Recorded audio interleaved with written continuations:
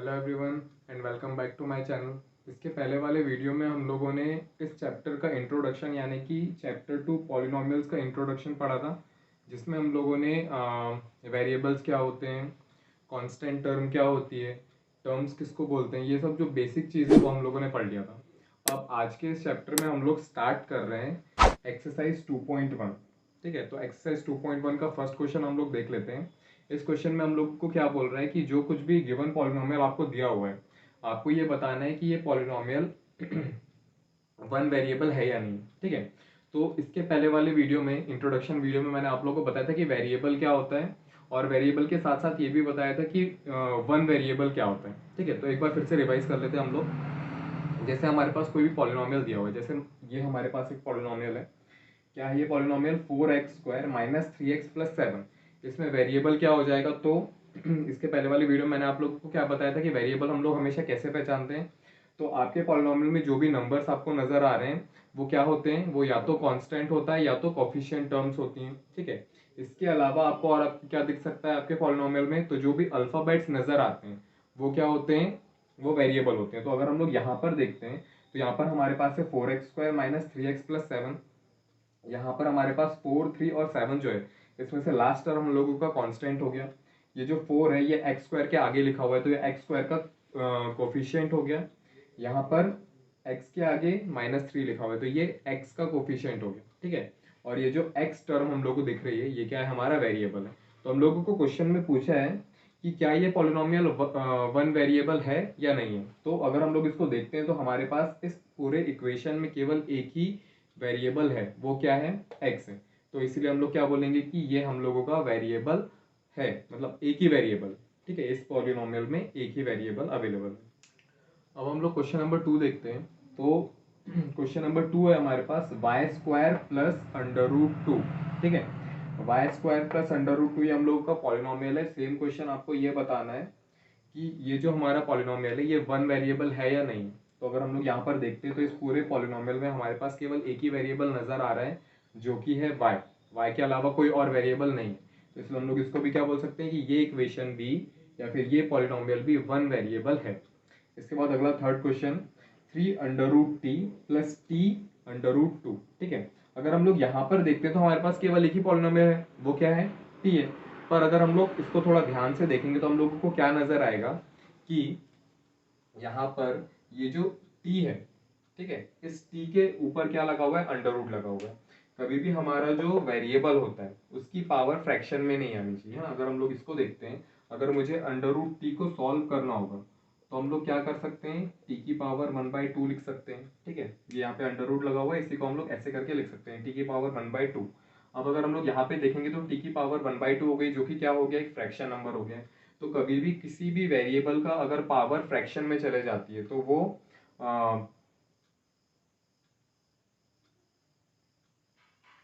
अगर कभी भी किसी भी वेरिएबल की पावर फ्रैक्शन में चले जाती है तो वो पॉलिनोमियल नहीं होता है। तो ये हम लोगों का पॉलिनोमियल नहीं होगा, यानी कि ये जो पूरा टर्म हो गया हमारा क्या, 3√t प्लस t√2, ये हम लोगों का पॉलिनोमियल नहीं रहेगा। ठीक है, इसके बाद अगर हम लोग अगला क्वेश्चन देखते हैं तो यहाँ पर है y+2/y। यहाँ पे भी क्या है? अगर हम लोग इसको सॉल्व करते हैं तो y तो हम लोगों का, यहाँ पे भी अगर हम लोग देखते हैं तो हमारे पास क्या है? एक ही वेरिएबल नजर आ रहा है जो कि y है। पर ये वाला y तो ठीक है, लेकिन अगर हम लोग इस वाले y को देखते हैं तो ये क्या है? 2/y लिखा हुआ है, 2/y। इस y को अगर मैं और अच्छे से लिखना चाहूँ तो हम लोग कैसे लिख सकते हैं? इस टर्म को हम लोग लिख सकते हैं y+2, और इस y को अगर हम लोग ऊपर लेकर आते हैं, ठीक है, ये नीचे लिखा हुआ है डिनोमिनेटर में, अगर हम लोग इसको ऊपर लेकर आते हैं तो ये क्या हो जाएगा? y की पावर -1 हो जाएगा। ठीक है, तो अगर हम लोग यहाँ पर भी देखते हैं तो y की पावर क्या हो गई है? माइनस में चली गई। कभी भी अगर किसी भी पॉलिनोमियल में आपको ये दिख रहा है कि कोई भी वेरिएबल की पावर या तो फ्रैक्शन में चली गई है या फिर माइनस में चली गई, तो वो पॉलिनोमियल नहीं होता है। तो ये वाला टर्म जैसे पॉलिनोमियल नहीं था, ये भी पॉलिनोमियल नहीं। ठीक है, इसके बाद अगला क्वेश्चन, x की पावर 10 प्लस y की पावर 3 प्लस t की पावर 50। ठीक है, अगर हम लोग यहाँ पे देखते हैं तो यहाँ पर हमारे पास x भी है, y भी है और t भी है, यानी कि तीन तीन वेरिएबल्स हैं। हम लोगों को क्वेश्चन में बोल रहे हैं कि हम लोगों को सिर्फ एक ही वेरिएबल चाहिए, पर यहाँ पे तो तीन तीन वेरिएबल है। ठीक है, तो अगर हम लोग इसको देखते हैं तो ये पॉलिनोमियल तो है। ठीक है, ये पॉलिनोमियल है क्योंकि यहाँ पर अगर इसकी पावर देखते हैं तो 10 है जो कि प्लस में है, पॉजिटिव में है, y की पावर भी 3 है वो भी पॉजिटिव है, और t की पावर 50 है वो भी पॉजिटिव है, यानी कि ये पॉलिनोमियल तो है, पर हम लोगों को क्वेश्चन में ये बोल रहे हैं कि वो वन वेरिएबल है या नहीं है, हम लोग को सिर्फ इतना बताना है। तो ये पॉलिनोमियल है पर ये वन वेरिएबल में नहीं है, यहाँ पे 3 वेरिएबल्स हमारे पास हैं। अब एक्सरसाइज 2.1 का क्वेश्चन नंबर 2 हम लोग देखते हैं। क्वेश्चन नंबर 2 में हम लोगों को क्या बोल रहा है कि आपको केवल एक्स स्क्वायर का कोफिशिएंट बताना है। ठीक है, तो कोफिशिएंट क्या होता है हम लोगों ने इसके पहले वाले वीडियो में, इंट्रोडक्शन वीडियो में मैंने बताया था आप लोगों को। कोफिशिएंट का मतलब सिर्फ क्या होता है, आपको जिसका भी कोफिशिएंट बोल रहा है आपको उस टर्म के आगे क्या नंबर लिखा है उस टर्म के आगे क्या नंबर लिखा है केवल वो बताना है। तो अगर हम लोगों को एक्स स्क्वायर का कोफिशिएंट पूछ रहे हैं तो हम लोगों को कौन सा टर्म देखना है, एक्स स्क्वायर देखना है। तो अगर हम लोग हमारे फर्स्ट इक्वेशन को देखते हैं तो हमारी फर्स्ट इक्वेशन क्या है, 2 plus x square plus x. ठीक है, यहाँ पर हमारे पास एक्स स्क्वायर ये है। अब अगर हम लोग इसका कोफिशिएंट देखना चाहते हैं तो इसके आगे क्या नंबर लिखा हुआ है हमको ये देखना है। ठीक है, तो अगर हम लोग इस एक्स स्क्वायर के आगे देखते हैं तो एक्स स्क्वायर के आगे कोई नंबर नहीं लिखा हुआ है ना। एक्स स्क्वायर के आगे प्लस है और प्लस के आगे 2 है, एक्स स्क्वायर के आगे कोई नंबर नहीं। तो जब कभी भी किसी भी टर्म के आगे कोई नंबर नहीं होता है तो हम लोग क्या मानते हैं, 1 मानते हैं। तो यहाँ पर एक्स स्क्वायर का कोफिशिएंट क्या होगा, 1 होगा।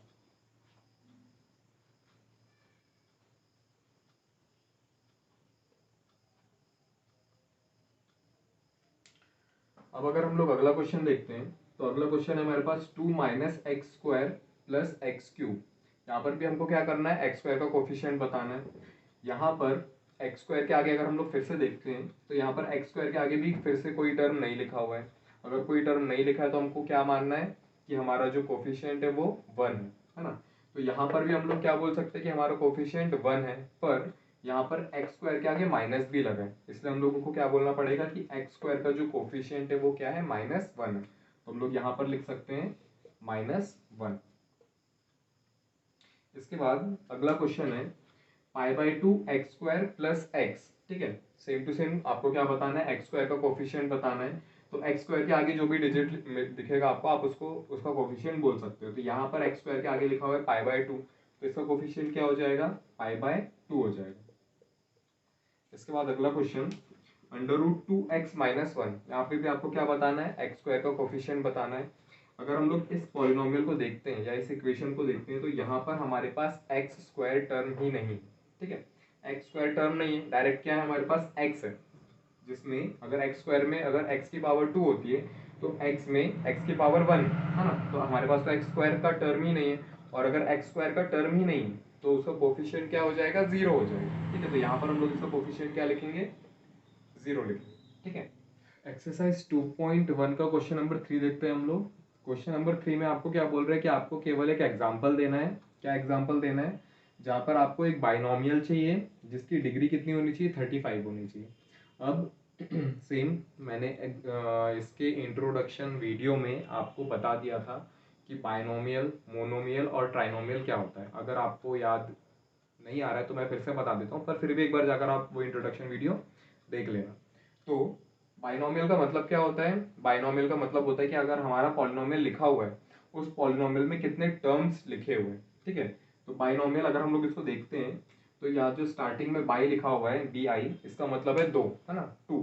तो हमारा जो पॉलिनोमियल होगा उस पॉलिनोमियल में 2 टर्म्स होने चाहिए, उसको हम लोग क्या बोलेंगे, बाइनोमियल बोलेंगे। वैसे ही अगर यहाँ पर मोनोमियल लिखा हुआ है तो मोनोमियल का मतलब क्या हो जाएगा, मोनो मतलब होता है 1, यानी कि अगर आप जो इक्वेशन लिखोगे या आप जो पॉलिनोमियल लिखोगे उसमें कितने टर्म होने चाहिए, केवल एक टर्म होना चाहिए, हम लोग उसको क्या बोलेंगे, मोनोमियल बोलेंगे।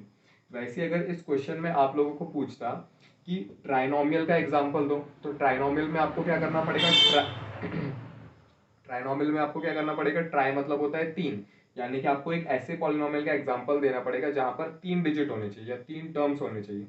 तो हम लोग इस क्वेश्चन को देखते हैं। आपको फर्स्ट में क्या बोल रहे हैं कि एक मोनोमियल का एग्जांपल दो जिसकी डिग्री कितनी होनी चाहिए, 35 होनी चाहिए। अब डिग्री भी क्या होती है ये भी मैंने इंट्रोडक्शन वीडियो में बता दिया था।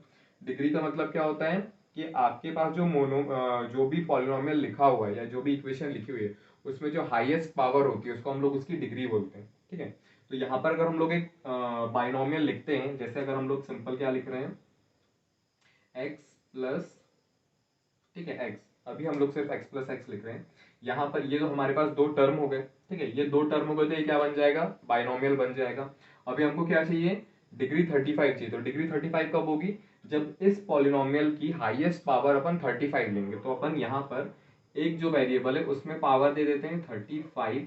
इसके बाद जो अगला टर्म है या अगला जो वेरिएबल है उसकी पावर अगर आप कुछ ना भी दो तो भी हम लोगों का आंसर यही रहेगा, और अगर कुछ देना चाहते हो तो 35 से कुछ भी छोटा नंबर आप इसकी पावर में दे सकते हो। आपको 35 से ज्यादा पावर नहीं देना है।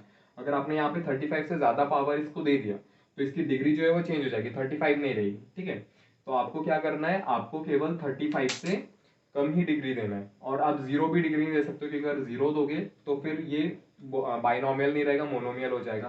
तो आपको जीरो से ज्यादा यानी कि 1 से लेकर 34 तक कोई भी डिग्री आप यहाँ पे दे सकते हो, और अगर नहीं देना चाहते हो तो 1 इतना ही काफी है। ये भी हम लोगों का आंसर हो जाएगा। इसके बाद हम लोगों का अगला क्वेश्चन है कि आपको एक मोनोमियल बताना है जिसकी डिग्री कितनी होनी चाहिए, 100 होनी चाहिए। तो मोनोमियल में कितने टर्म्स होने चाहिए, केवल एक ही टर्म होना चाहिए। तो हम लोग यहाँ पर एक टर्म ले लेते हैं, क्या, x। अब इसकी डिग्री कितनी होनी चाहिए, 100 होनी चाहिए, यानी कि आपको क्या करना है, यहाँ पर इसकी पावर पे 100 दे दो। ठीक है, यहाँ पे हम लोगों का ये आंसर हो जाएगा। ओके, एक्सरसाइज 2.1 का क्वेश्चन नंबर 4 देखते हैं हम लोग। क्वेश्चन नंबर 4 में हम लोगों को बोल रहा है कि आपको पॉलिनोमियल्स देखना है, और पॉलिनोमियल्स देखने के बाद आप लोगों को बताना है कि उस पॉलिनोमियल की डिग्री क्या है ना। डिग्री कैसे देखते हैं अपन, डिग्री मतलब उस पॉलिनोमियल की हाईएस्ट पावर। हाईएस्ट पावर कहाँ से चेक करेंगे, जो भी वेरिएबल आपको दिया है उस वेरिएबल के ऊपर जो पावर लिखी हुई है सबसे बड़ी पावर, वही क्या हो जाएगा, उस पॉलिनोमियल की डिग्री हो जाएगा। जैसे यहाँ पर हमारे पास पॉलिनोमियल क्या है, 5x³ plus 4x² plus 7x। ठीक है, यहाँ पर हमारे पास ये जो टर्म्स है एक ही वेरिएबल है, x बस नजर आ रहा है हम लोगों को। अगर हम लोग इनकी पावर चेक करते हैं तो यहाँ पर x की पावर है 3, यहाँ पर x की पावर 2 और यहाँ पर है x की पावर 1। आपको क्या बोल रहा है, डिग्री बोल रहा है। डिग्री कैसे डिसाइड होती है, इन तीनों में जो हाईएस्ट पावर होगी वो इसकी डिग्री हो जाएगी। तो यहाँ पर इन तीनों में इसकी हाईएस्ट पावर क्या है, 3 है। तो इसकी डिग्री कितनी हो गई, इस पॉलिनोमियल की डिग्री हो गई 3। वैसे अगला क्वेश्चन यहाँ पर अगर हम लोग देखते हैं इस पॉलिनोमियल में, तो हमारे पास है 4 - x²। 4 - x² में हमारे पास केवल एक ही यहाँ पे टर्म है y², और कोई y वाला टर्म तो है नहीं। तो यहाँ पर है -y², और -y² में y की जो पावर है वो कितनी है, 2 है। ठीक है, तो इसकी भी डिग्री कितनी हो गई, 2 हो गई। अगर अब हम लोग यहाँ देखते हैं 5t - √7, तो यहाँ पर हमारे पास जो टर्म है, जो वेरिएबल है वो क्या है, t है। और t की पावर कितनी है, कुछ नहीं है। अगर t की पावर कुछ नहीं है तो कितनी हो गई, 1 हो गई। तो इसका जो डिग्री है वो भी क्या हो गई, 1 हो गई। इसके बाद अगर हम लोग लास्ट क्वेश्चन देखते हैं तो यहाँ पर हमारे पास सिर्फ t है, यहाँ पर कोई वेरिएबल नहीं है। और अगर कोई वेरिएबल नहीं है तो हम लोग उसकी कोई पावर या कोई डिग्री बता ही नहीं सकते हैं। तो अगर वेरिएबल ही नहीं है तो उसकी जो पावर हो गई या डिग्री हो गई वो क्या हो गई, 0 हो गई। तो हम लोग यहाँ पे क्या लिख सकते हैं कि इसकी डिग्री कितनी है, 0। एक्सरसाइज 2.1, इस इक्वेशन में हम लोगों को क्या बोल रहा है, इस इक्वेशन में हम लोगों को बोल रहा है कि सॉरी, इस क्वेश्चन में हम लोगों को क्या बोल रहे हैं, इस क्वेश्चन में हम लोगों को बोल रहे हैं कि आपको पॉलिनोमियल चेक करना है।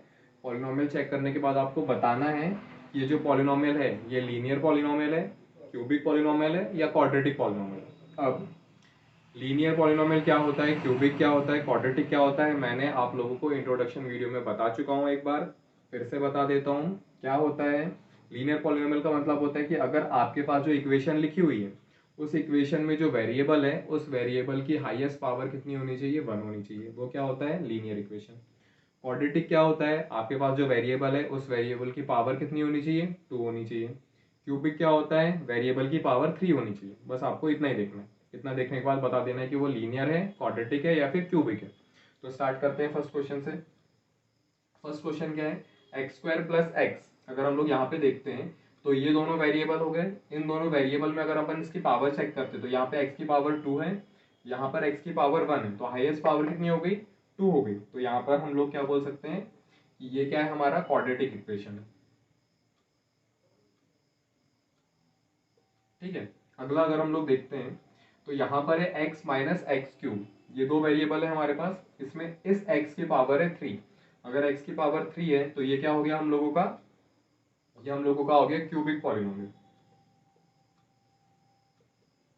अगला क्वेश्चन अगर हम लोग देखते हैं तो हमारे पास है y + y² + 4। ठीक है, यहाँ पे 3 टर्म्स अवेलेबल हैं जिसमें से 2 हम लोगों के क्या है, वेरिएबल है। इसमें से इस y की पावर है 2, अगर y की पावर 2 है मतलब वो क्या हो गया, एक क्वाड्रेटिक इक्वेशन हो गया। तो ये भी हम लोगों का क्या है, क्वाड्रेटिक इक्वेशन। इसके बाद अगला है हमारे पास 1+x। यहाँ पर हम लोग के पास एक ही वेरिएबल है, एक ही टर्म है वेरिएबल जो कि है x। अगर हम लोग इसकी पावर देखते हैं तो पावर कुछ नहीं लिखा है, पावर कुछ नहीं लिखा है मतलब पावर हो गई 1, और अगर पावर 1 है मतलब ये क्या हो गया, लीनियर इक्वेशन हो गया। इसके बाद अगला है हमारे पास 3t।